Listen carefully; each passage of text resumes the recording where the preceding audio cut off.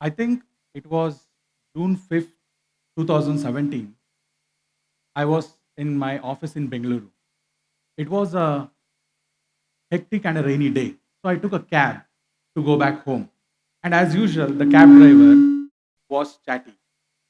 As we spoke, he asked me if I can book one more ride for him. I did not understand what it was.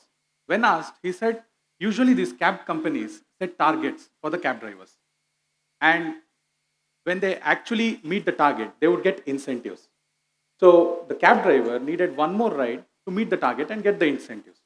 And the steps he provided was once got down from my apartment, I would just add the destination address as his house address and select the payment by cash. That way, I don't lose money.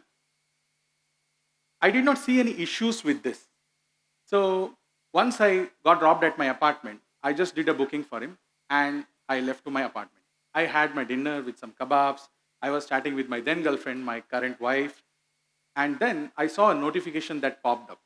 The notification said, "You have reached your destination." I was wondering, how did the notification come 30 minutes late? Then I realized this was for the other ride which I had booked for the cab driver. So I ignored the notification and I went back to sleep. I got a thought, what if the cab driver did not reach his home? What if he got robbed? Or what if the cab driver got murdered on his way? The cops would knock my door first because on record I'm traveling with him in that cab. So now, that night, the idea started pouring in, and I was able to make it into a script, eventually a screenplay, and was able to do a movie, short film called as Chakraview, which was streamed in Amazon Prime, US and UK.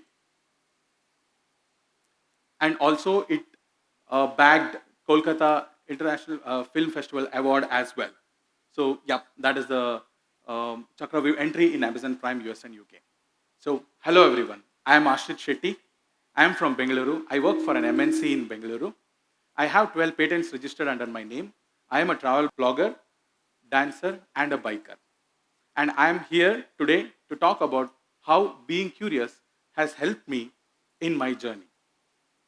Coming back to the short film. Now, when I got the script ready and the screenplay ready, I thought it's a cakewalk. I would just get my team and go to the set and start shooting and finish off the short film. But it was not. I can explain you with one such story. So, as it was a short film, we had a budget constraint. So, we went to a garage as we had a scene where we needed a mechanic in a garage. And we requested him. So, we said we would come tomorrow and shoot a scene, and then he doesn't need to act much. So, which he agreed. And tomorrow I go with my whole crew and then with the camera and lights. And when we go there and see, the whole mechanics in the garage are dressed like as if they are going to a marriage. Now, they were sweet to us by agreeing to allow us to shoot. Now, we can't go ask them to go and wear their regular dress. So, we went ahead and I shot. And eventually, in my editing table, it got a lot of criticism, and we had to eventually drop it. This was one scene. The second scene was there was a drone shot that has to be shot. And the scene was it was an empty road, and I had a cab. Inside that, I would have two characters who would be traveling in the car and with a heated argument. Now, I would have the only camera, which is the drone at the top, and this is the scene. Now, all the crew would hide behind the trees so that we don't come on the screen. And the scene starts. Now, the cab is moving, and suddenly they would stop and they'll come out of the cab and they will start fighting. Now, from nowhere, an auto rickshaw comes suddenly into the screen, and he thinks two people inside a cab are fighting, so he comes and stops both of them. And our scene got cut.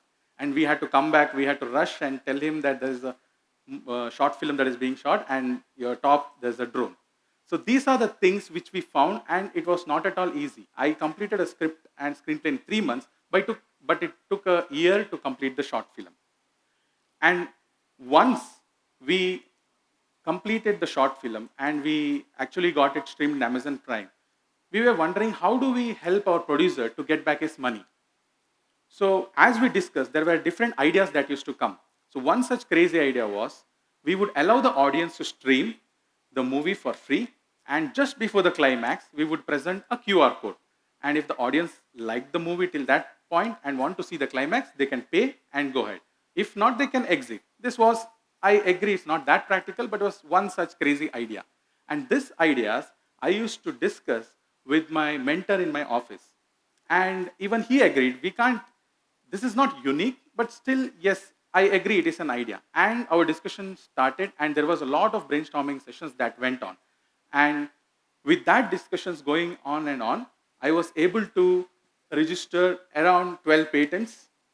And what you see on the left-hand side is my public profile in the internet. And on the right-hand side is an award which I got from my company. And it's special because I had asked my company to add my mother's name in my certificate because I wanted to dedicate that award to her. And she was very happy, not because I got my 12th patent, but she was happy that certificate got printed in United States. Now, how do we get an idea? So as people say, creativity is not something like a water tap, right? You would turn on, it will start flowing, you will turn off, then it will stop. So if you see, I told you, I started this talk with the cab driver incident. So that incident triggered me to write a movie script. Also, it was the same way when it came to patent. So I have a publish in Amazon Alexa. I have a patent in audio and video streaming in iTunes. I have a patent in PlayStation. If you see, these are all the things you are experiencing as well. It's just that there are some issues or there are some necessity you would found, and you can actually try and see if something is missing in that. And you never know, that would become an idea tomorrow. So that's how I got an idea. I never sat and said, I would sit today and write a short film, or I would sit today and I write an idea which would become a patent. It just happens because of an experience, and you just have to keep an open mind and be curious. So because I got this patents, I was called by my village schools to address the kids. And when I went there, they were curious about how do I know things, because they did not have access to smartphone. Now, I can't tell the answer as a smartphone. So I remembered my school days and said, it's library. And the kids told me that there is no such thing in our school. And when I went to the library, it was actually empty as they said. So on the left-hand side below, you see that was the state of the library of that school. And I discussed with my friend, and we raised funds, and we were able to build a library. And that is what you see on the bottommost. And also we did a couple of more libraries as well, and we got some media attention as well for the same.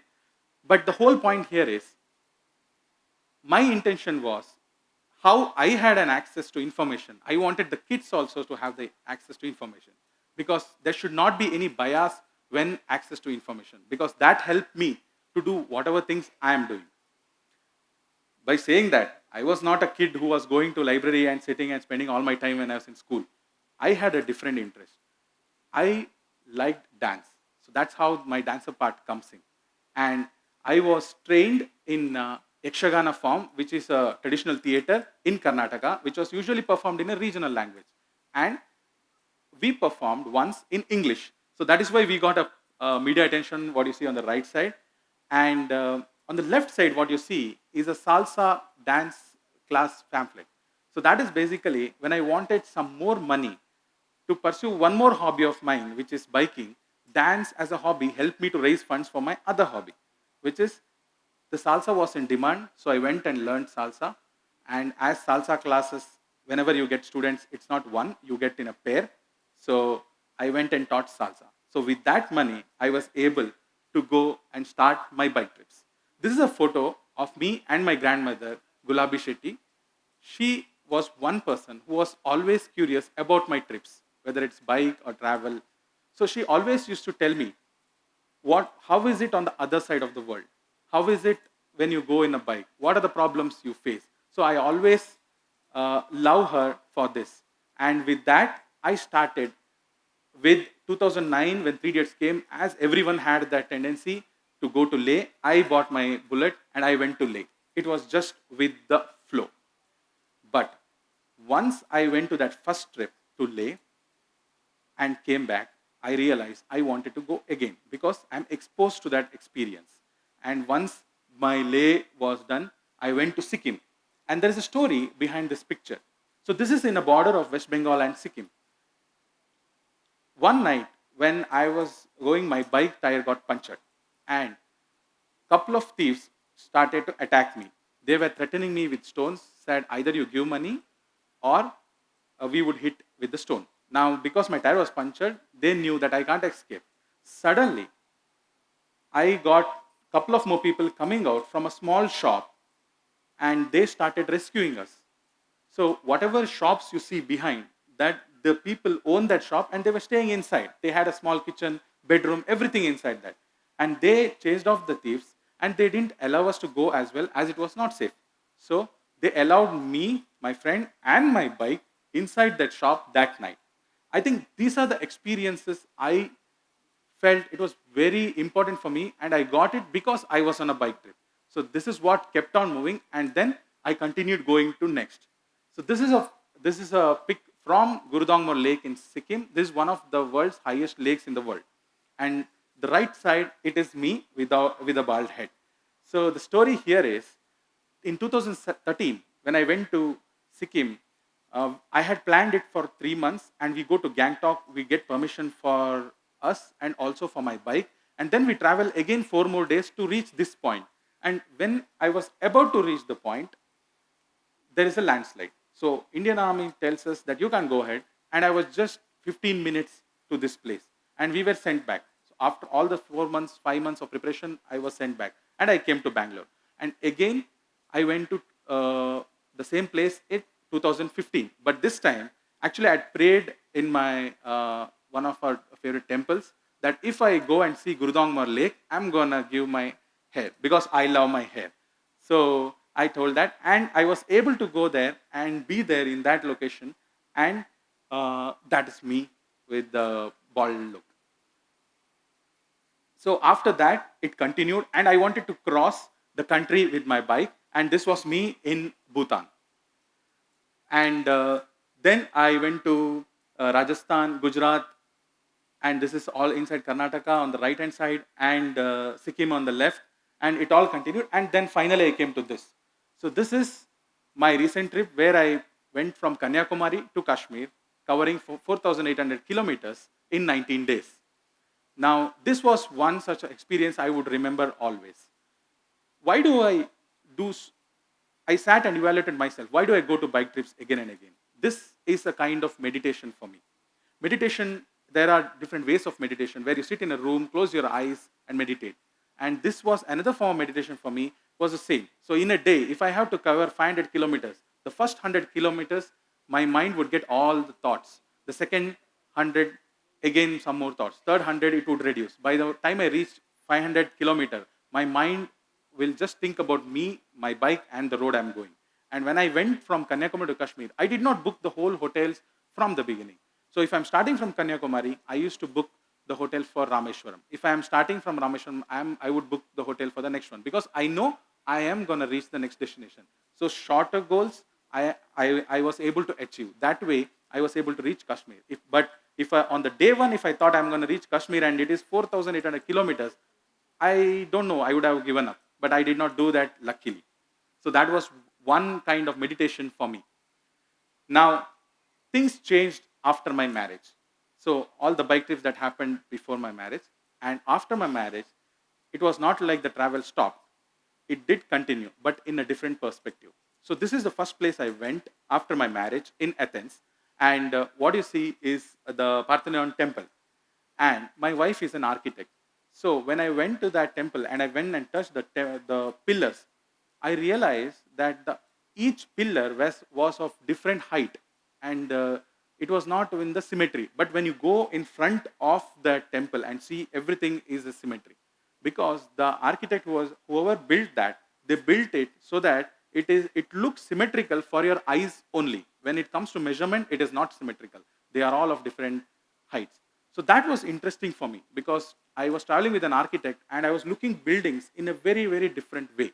And that continued, and I was able to travel around 13 countries, which you'd see with Amsterdam, Greece, Cappadocia and Turkey, Belgium, and also Egypt. So in Egypt as well, on the left hand side, yes, when I went there, I knew I'm going to see a place of pyramids, but there were much more to it, right? On the first photo, what you see is from a Nubian village in Egypt, where every house has crocodile as their pet, and I'm holding one. And on the center that is my closest encounter with a mummy. And the right side, I thought, when I read pyramids when I was a kid, I thought it is just a pile of stones. But no, what you see, that is how we entered the pyramid, and we could actually go to many places inside the pyramid. And this was an eye opener for me. And then this was from Jordan. And what you see in the center picture, it would definitely remind you of Johnny Depp in Pirates of Caribbean, but they are actually Bedouins. They kind of identically dress, and they are living in that desert for longer time. And on the left hand side, below, what you see, if you observe, there is a hotel inside the forest that was built by Jeffrey Bawa, the architect. So now you see, I'm talking more on the architecture of the building. I was just curious to know, and I'm talking about that, and I'm learning about those many places and how they exist. So this one picture is from Iran. I was in Iran just before COVID, which was in Jan 2020. And it was a war situation there. There was some bombing going on. COVID was not at all in the picture because they started in Feb 2020. I was 1 month away. And Indian embassy called me and told me that it is time to leave.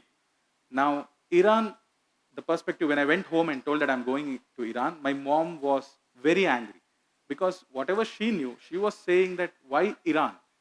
Only when I went to Iran, I understood the people, I understood the culture. They are exactly same like us. So this one picture I put up here because once I came back, the Iran tourism department asked me if they can purchase this picture. I actually gave them for free because I loved the warmness their people provided me. So this is one picture for me. And when I'm talking about the travel, so I was telling you that I was curious on each thing, so that's why I was planning my travel. Now what you see here, I told you that I got a patent in PlayStation. Now that I got it because I play a lot of PlayStation. So when I played PlayStation, I played Assassin's Creed and it was featured in Egypt. So I wanted to go to that place. Then when I saw Martian, I realized that Martian was shot in a desert called as Wadiram and it was not VFX. The place exists and exactly it looks like Mars. And that is what I'm sitting in the same position where they shot it as well. The whole film was shot there. And then you see when PK was shot, I wanted to go to that place. Then in Dil Dhadak Do, where it was shot, I wanted to go to Turkey. So as movies inspired me to travel to that place, along with the characters, I always research on where is it shot? Does it really exist? Because what you see on the left side is from the James Bond and the right side is from Game of Thrones, where Tyrion Lannister was put into a jail. So I Googled and the place exists. I thought it was completely VFX and I was able to go to that place and experience it as well. And this was in Petra where Indiana Jones was shot, and left side is K3G's song where Shah Rukh and Kajol danced together. That was in Bahariya Oasis in Egypt. So this is in Turkey, and when I was dating 10 years back, this was our favorite song, and I dedicated it to my girlfriend. And she said, dedicating is not enough, you should take me there. So this was the first place I took her after my marriage. And actually, I didn't know, I even thought it was a VFX. Some Katrina was standing on a water, and actually it's a limestone formation, and it is formed like a swimming pool.